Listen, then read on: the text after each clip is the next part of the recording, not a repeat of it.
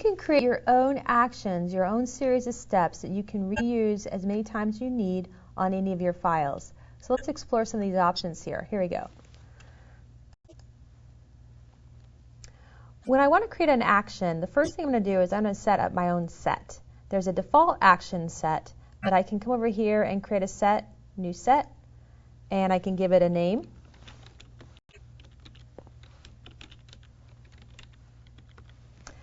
You can also at the bottom use this button right here and create a set in that way.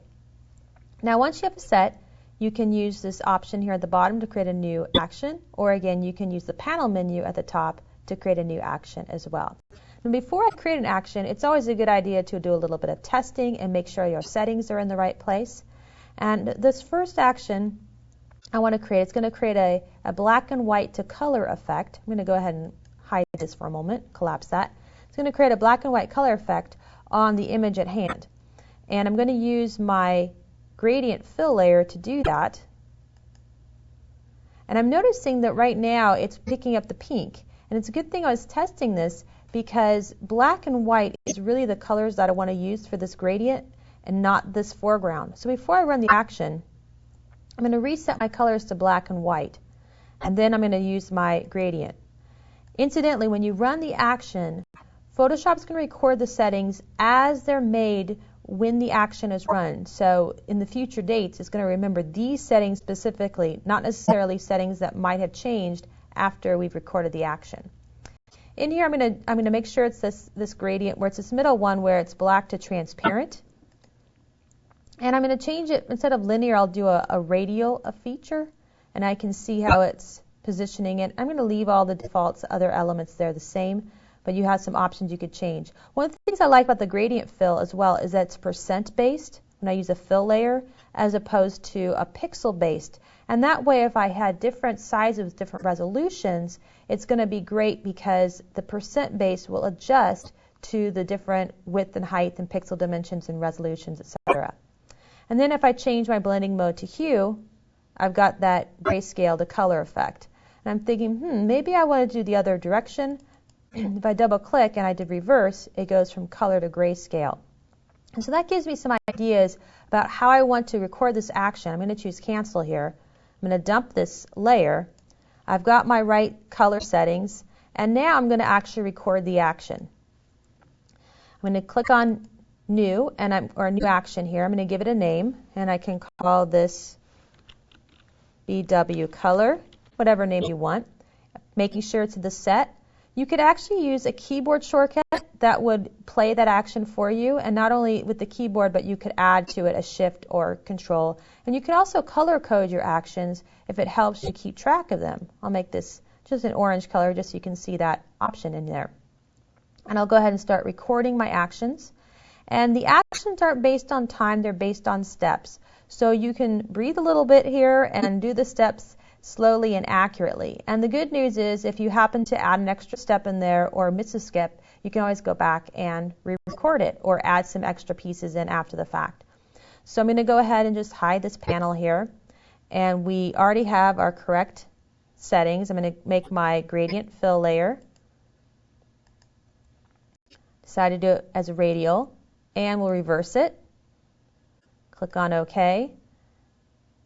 Change the blending mode to hue, creates that effect.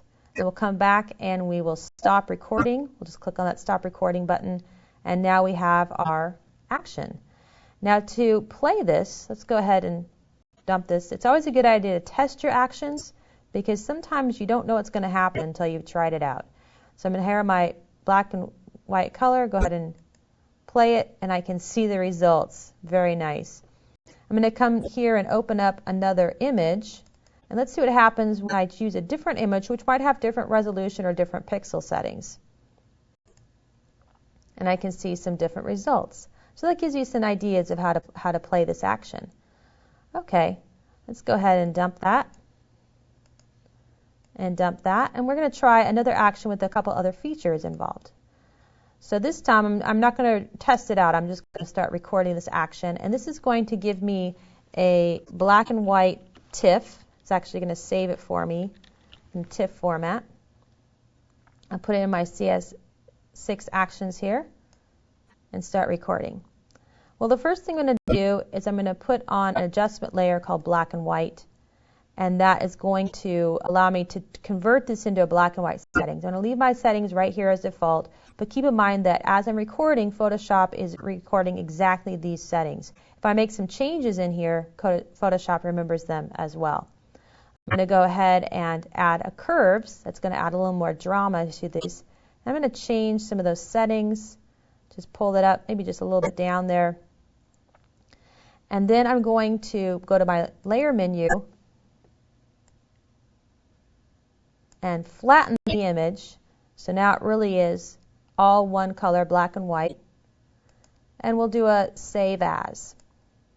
Now, a good tip and trick in here when you're trying to do a save as is that you shouldn't change the name, because if you change the name, you're going to always have that exact same name every time you save it. So leave the name alone. But you could change the file type. So I can make this a TIFF file. And I could also change the destination. In fact, I'm going to create a new folder. I'm going to call this BW TIFF. Double click on it. And we'll go ahead and choose Save. Leave all the default settings in there and click on OK. Now I'm going to go back to my action, and I want to stop recording. Now I did make some changes to this file, so I'm going to go back into my histories and select the original. This is actually the backup copy, though. This is not the original copy because I saved it, did a save as part of the selection. So let's take a closer look at this. And while we're testing it out, I'm going to come over here to my playback options. And with the playback options, I can choose a step-by-step or a pause. And this allows me to either test it out or even do some reverse engineering of inherited actions. So let's do this step-by-step in here. And then we're going to go ahead and play. The first thing it did is it made that adjustment layer. And you can see how it's going through, and I can see all those settings as they're working on them. Okay, I'm going to do a revert. Oh, I can't revert it. That's right, because this file is new. So I'll go back to my history and come back to actions here. Let's go back in here to another one with the playback options. And instead of step-by-step, we could do a pause, and we could even say pause for 3 seconds, because that 1 second, that step-by-step was still just a little too quick for us, right? And it's going to wait about 3 seconds, and then it's going to move to the next option. I'm going to go ahead and press escape and come back here to the playback options and return to accelerated. Let's go back to our history and reset that image. In fact, let's just close this image altogether. Nope. And we're on balloons, and now we can use that as a way to revert whenever we want to. So with this balloon one, I'm going to make a couple of adjustments as I'm playing this action here. First of all, it had the Make Adjustment layer, and by clicking in this icon right here, I'm going to add a modal stop, which allows me to actually check the adjustments before committing them. And the same thing with the Make Adjustment layer, which was the second one with the curves. Now here is where we were actually editing the curves, and it's going to be a little bit redundant if I actually go in and make the adjustments, and so I'm going to turn off that step. Now I could delete it, but it's a little safer just to turn it off in case I decide I want to go back and use it again. So let's go ahead and play this action, and as we're playing it, we get this modal stop. This was our black and white. We'll click on OK.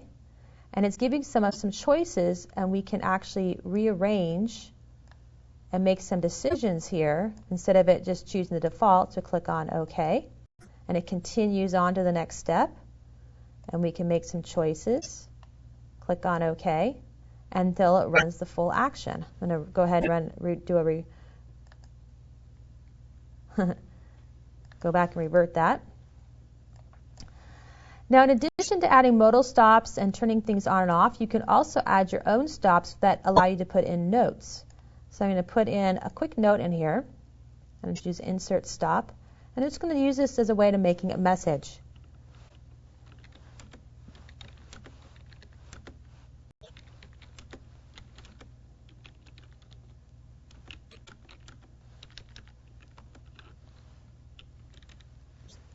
I'm going to allow continue, which means that as we're playing the action, we can just go ahead and continue it. And you'll see how this is going to work here. I want to make sure this is in the right order. So it's just after the flatten, but before the save. I'll come over here to my top layer, and I'll go ahead and play that. Click on OK. And now I get that message.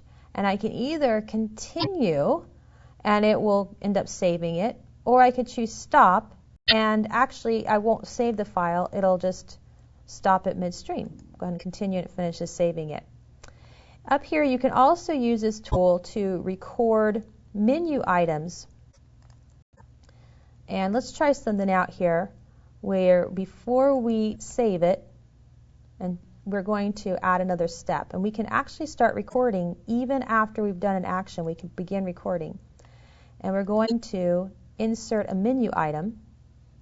And it's telling us there's nothing selected. So we're going to go back and choose our image to image size and click on OK. And then we're going to stop recording. Let's put that in a different order here.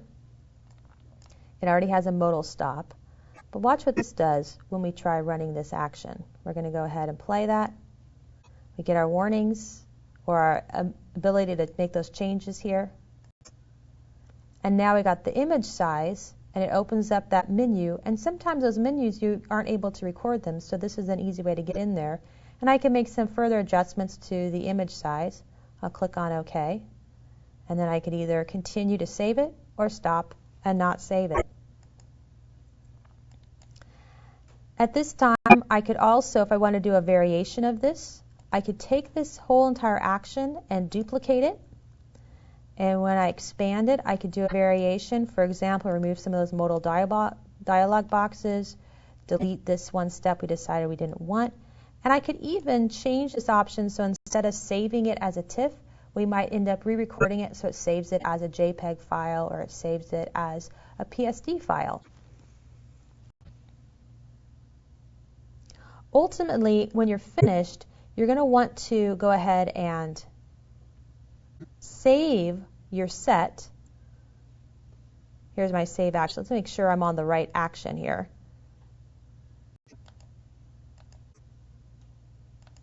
There we go. I'm going to make sure I'm on that set. And I can save my actions. And when I save my actions, then I'll be able to work with them at a later time. Now, there's probably a default area where it's getting stored. Give it a moment for the machine to catch up with us here. There we go. So there's a default place where Adobe wants to store them.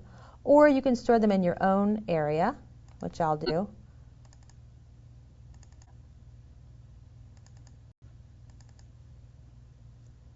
And I'll go ahead and save those actions. And that way, if I wanted to load this on another machine that had Photoshop actions, or if I was going to use the Photoshop website, the Exchange website, or perhaps just upload it as I end up upgrading my software, I'll be able to access those actions simply by loading them from wherever they might be stored.